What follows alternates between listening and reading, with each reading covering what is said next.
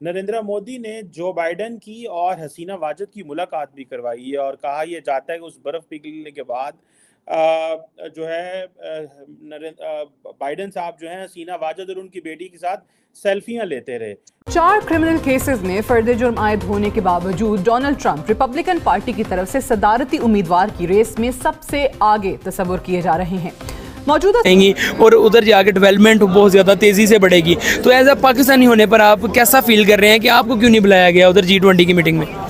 Sir बुलाया तो वो कहते हैं ना अपनी हैसियत के मुताबिक जाता है। नमस्कार दोस्तों, जय हिंद। दोस्तों, जब से बांग्लादेश ने G20 में पार्टिसिपेट किया है तब से पाकिस्तानियों के होश उड़े हुए हैं। पाकिस्तानियों को कहना है कि भारत से अच्छे रिश्ते होने के कारण आज बांग्लादेश को पहचान बनी हुई है। हर कोई बांग्लादेश की प्राइम मिनिस्टर शेख हसीना से मिल रहा है। क्या है पाकिस्तानी मीडिया का रिएक्शन? वीडियो को स्टार्ट कर दें, लेकिन उससे पहले यदि आपने हमारे चैनल को सब्सक्राइब नहीं किया तो सब्सक्राइब करें। वीडियो पसंद आए तो लाइक करें, कमेंट करो और शेयर करें। जय हिंद, वंदे मातरम। तो ये एक तो इंडिया ने ये जो इस तरफ एक्सपेक्ट को डिस्कस कीजिएगा कि इंडिया ने यूएई को बुलाया, इंडिया ने नाइजीरिया को बुलाया, इंडिया ने उसके बाद ओमान को बुलाया, इंडिया ने नेदरलैंड को बुलाया, इंडिया ने मुस्लिम दुनिया पे बड़ा फोकस किया है। और इंडिया की ये जो बांग्लादेश के हवाले से डिप्लोमेसी थी कि उनको अमेरिका के करीब किया है क्योंकि ऑलरेडी चाइना का बड़ा प्रेशर था। तो आप देखते हैं कि इस खिते के अंदर तो फिर नरेंद्र मोदी जो है is a mover and shaker कि इफ जिसे वो कहते हैं कि अगर वो बांग्लादेश को अमेरिका की बर्फ पिघला सकते हैं और प्लस इजिप्ट को तारड़ साहब बुलाया और इन ममालिक को सिर्फ बुलाया और बताया कि देखो हम जो है इतने बड़े बड़े लोग हमारे पास आते हैं और अब हम दुनिया में इस तरह देख रहे हैं, हमें दुनिया में इस तरह देखा जाता है। इस एस्पेक्ट डिप्लोमेसी को आप कैसे एनालाइज करेंगे? मैं समझता हूँ चीमा साहब, मैं यहाँ आपको ये भी याद कराना चाहता हूँ कि मोदी साहब बांग्लादेश गए थे तो वहां पे उनको बगैर सूद के कर्जा देकर आए और भी इस तरह के रिलेशनशिप। और दूसरा मैं समझता हूँ कि this is a very good approach. उसकी वजह यह है कि they are bordering with Bangladesh. वहां जब हालात खराब होते हैं तो वहां से फ्लक्स ऑफ रेफ्यूजीज आता है। तो it is very good approach कि बांग्लादेश के हालात बेहतर होंगे तो वो भारत के ऊपर प्रेशर कम आएगा। आपने देखा ही होगा जो हालात वहां पे इस वक्त बंगाल के अंदर होते हैं, कलकत्ता के अंदर जिस तरह के हालात हैं। तो इट्स अ गुड अप्रोच मेरे ख्याल में। और जिस तरीके से और दूसरा इसमें चीमा साहब देखा जाए अगर तो जब आप you have to when you आप एक रीजनल पावर बन के उभर रहे हैं तो you have to have a diplomacy with Nepal and the Burmese and all of them.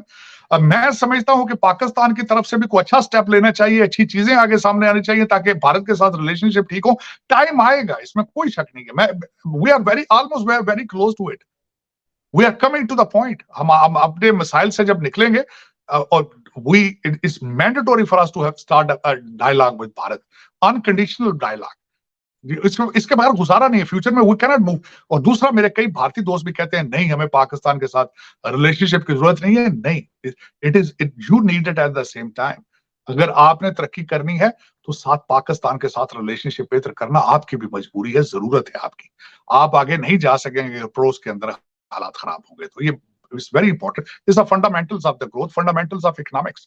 तो मैं समझता हूं कि इस वक्त Pakistan is on the right track. अगर देखा जाए चीमा साहब, इस वक्त हमारे आर्मी चीफ जो पाकिस्तान में है इस वक्त, he is very determined, he is very dedicated.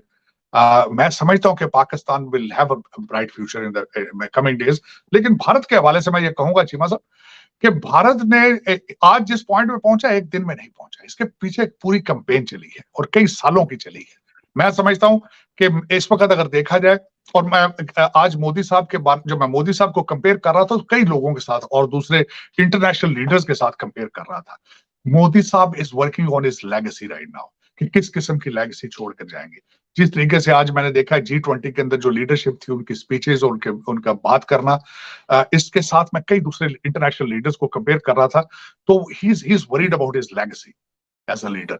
और उसमें ज्यादातर जो लोगों ने दुनिया के अंदर लेगेसी छोड़ी है तो फॉरेन पॉलिसी और फॉरेन रिलेशनशिप्स के हवाले से लेगेसी छोड़ी है। तो मैं समझता हूँ it's a wonderful, he will leave a big shoes to fill in the future for the Indian leaders. मैं सबसे बड़ा जो इस वक्त जो मुझे फिक्र है वो फ्यूचर के अंदर जो भारतीय लीडर आएंगे, how they will justify what the Modi has done for India right now। और मैं तो बल्कि हमेशा कहता रहा हूँ चीमा साहब इसमें कि एशिया के अंदर अगर देखा जाए तो Modi sahab is a role model and other countries need to follow it. उसमें एक सबसे बड़ी इंपॉर्टेंट चीज जो मोदी साहब की है इज अ नेशनलिज्म। नेशनलिज्म होता है जब कौमियत आती है, जिसमें प्राइड जो आपको देता है उसके साथ दूसरी चीजें comes with the package. Question बहुत ही सिंपल सा है। अगर हम बात करें पाकिस्तान की इकोनॉमी, तो इकोनॉमी हमें गिरती नजर आ रही है, दिन ब दिन गिरती नजर आ रही है। और अगर हम बात करें दूसरी जानब हिंदुस्तान के इंडिपेंडेंस ऑफ पाकिस्तान की, तो आज बांग्लादेश जो है वो G20 का हिस्सा है, लेकिन पाकिस्तान नहीं है। पाकिस्तान के ऊपर FATF या इस तरह के ग्रे में चला जाता, कभी उसमें चला जाता, मतलब इस तरह के सारे सब्जेक्ट्स लगते जाते हैं, लेकिन हिंदुस्तान के अंदर ऐसा नहीं है। क्या वजूहात है? दो बड़े बड़े ममालिक को बुला के डील्स कर रहे हैं और हम यहाँ पर बैठ के सिर्फ उनको देखी जा रहे हैं। अच्छा, ये लाइक छोटा सवाल नहीं है इकॉनमी के ऊपर बात करना या इकॉनमी के ऊपर कमेंट करना। It's not an easy question. पहली बात ये है कि इस पे मल्टीपल फैक्टर्स हैं जो है ना, इकॉनमी क्यों बूस्ट नहीं हो रही, क्यों इसकी हिस्ट्री जो है ना वो जाती है 1947 के बाद। आपने 1947 के बाद देखा कभी भी पाकिस्तान की जो इकॉनमी है कभी भी जो है ना तरक्की नहीं की है, आज तक बिल्कुल भी नहीं की है। इसके मल्टीपल फैक्टर्स हैं। 3 दफ़ा मार्शल लॉज लगे हुए हैं यहाँ पे, ठीक है। मैं समझता हूँ कि मार्शल लॉज में कभी कभी इकॉनमी जो है ना for the short time period के लिए बूस्ट हुई है। फॉर एग्जांपल आप परवेज़ मुशर्रफ का दौर ले लें, लेकिन उसमें ये था कि ये बाहर से फॉरेन एड आ रहा था, ठीक है, वार और टेरर के ऊपर पैसा आ रहा था, तब हुआ है। Corruption is one of the reasons Y, ठीक है, इकॉनमी क्यों नहीं बूस्ट कर रही है।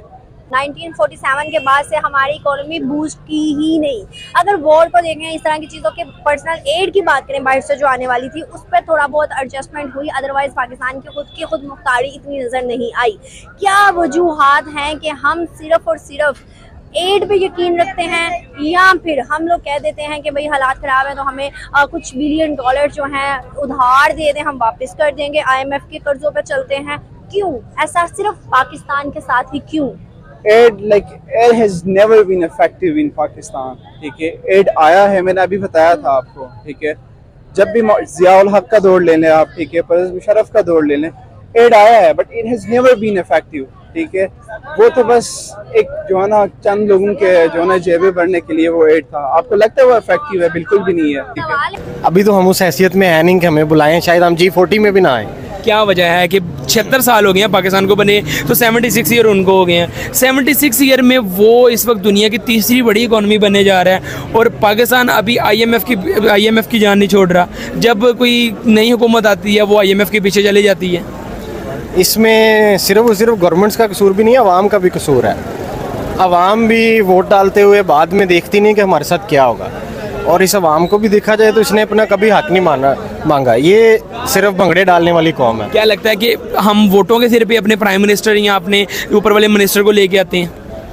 मुझे क्या आपके तो वोटों से बन जाते हैं? बन तो सकते हैं, अगर सारा नहीं तो कुछ ना कुछ तो हिस्सा है ना हमारा। ठीक है, तो जो मौजूदा हालात की सिचुएशन की बात करें तो इस वक्त जो पाकिस्तान में इलेक्ट्रिसिटी के बिल हैं वो बहुत ज़्यादा महंगाई की तरफ चले गए हैं, बहुत ज़्यादा महंगे आ रहे हैं, जबकि इलेक्ट्रिसिटी बिल का रेट बहुत ज़्यादा है, जिसकी 25,000 रुपये जिसकी टोटल इनकम है, तो उनको जो बिल आ रहा है 20-20, 22,000 रुपये बिल आ रहा है। क्या कहना चाहेंगे इस बारे में आप?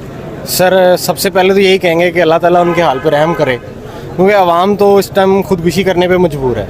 कर रही हैं, खुदकुशियाँ हो रही हैं, बिल जितने ज़्यादा आ रहे हैं। तो अभी नियर फ्यूचर में तो इसका हल नज़र नहीं आ रहा, लेकिन मेरे ख्याल में अगर आज से ही पॉजिटिव स्टेप्स उठाए जाए, जिससे सबसे पहला है टैक्सेशन का मामला, कि हमारे यहाँ टैक्स भी सिर्फ और सिर्फ तनख्वाहदार तबका देता है, जिसकी तनख्वाह से में से भी टैक्स कट रहा होता है। अब यहाँ पे बैठे किसी भी बंदे से पूछ लें कितना टैक्स देता है, उसका गवर्नमेंट रिकॉर्ड ही नहीं होगा। तो जो बंदे टैक्स दे रहे हैं उन्हीं पर लग रहा है मज़ीद, जो नहीं दे रहे उनको ना किसी ने पकड़ा है आज तक, और ना अभी कोई फ्यूचर में चांसेस हैं कि कोई पकड़ेगा, तो फिर बेहतरी तो नहीं ना आएगी। टॉपिक की तरफ वापस आते हैं। G20 की मीटिंग में चाइना नहीं जा रहा, तो क्या लगता है कि चाइना के जाने और ना जाने से इंडिया को फ़र्क पड़ेगा? कुछ नहीं फ़र्क पड़ेगा। उसकी रीज़न ये है कि चाइना और इंडिया अब जो दो फ्यूचर पावर्स हैं साउथ एशिया से, लेकिन चाइना टोटली इंडिया को छोड़ भी नहीं रहा। अब ये भी देखें, अगर वो पाकिस्तान में 44 बिलियन की इन्वेस्टमेंट कर रहा है तो वो 70+ बिलियन की इंडिया में भी कर रहा है, क्योंकि लेबर वहाँ पे चाइना से भी सस्ती है। एग्जैक्टली। और तो जो फ्यूचर कंपनीज आप देखें, टेस्ला वहाँ पे अपनी प्रोडक्शन स्टार्ट करने लगी है, एप्पल ने वहाँ पे अपने खोल लिए हैं शोरूम्स वगैरह, तो वो अब मेड इन चाइना से मेड इन इंडिया की तरफ दुनिया शिफ्ट हो रही है। तो दोस्तों, G20 में भारत की संस्कृति की काफ़ी ज़्यादा धूम दिखी। कई विदेशी मेहमानों की पत्नियां साड़ी पहनती हुई नजर आई, जिसे देख करके पूरी दुनिया भारतीय संस्कृति की फैन हो चुकी है। क्योंकि जिस तरह से भारत की संस्कृति को भारत ने G20 में दिखाया, उससे पूरी दुनिया काफ़ी ज़्यादा प्रभावित हुई है जी, और पाकिस्तान काफ़ी ज़्यादा परेशान हुआ है। पाकिस्तानियों का कहना है कि दुनिया भारत को कल्चर के तौर पर जानती है, जबकि पाकिस्तान को आतंकवाद और जिहाद फैलाने के तौर पर जाना जाता है। क्योंकि पाकिस्तानी जिस देश में भी जाते हैं वहाँ पर आतंकवाद ही फैलाते हैं। यही कारण है कि दुनिया में पाकिस्तानियों की इज्जत जूती के बराबर भी नहीं है। उसके बावजूद भी पाकिस्तानी अपनी हरकतों से कभी बाज नहीं आते, क्योंकि पाकिस्तान हमेशा से भारत की तरक्की पर जलता है। क्योंकि पाकिस्तान के पास इसके अलावा कोई दूसरा ऑप्शन भी नहीं है। क्योंकि पाकिस्तानी खुद तो तरक्की कर नहीं सकते, तो दूसरी के देख कर ही अपना दिल जलाते रहते हैं। आपकी क्या राय कमेंट में जरूर शेयर करें। यदि आप चैनल पर नए, चैनल को सब्सक्राइब करें। वीडियो पसंद आए तो लाइक करें, कमेंट करें और शेयर करें। जय हिंद, वंदे मातरम।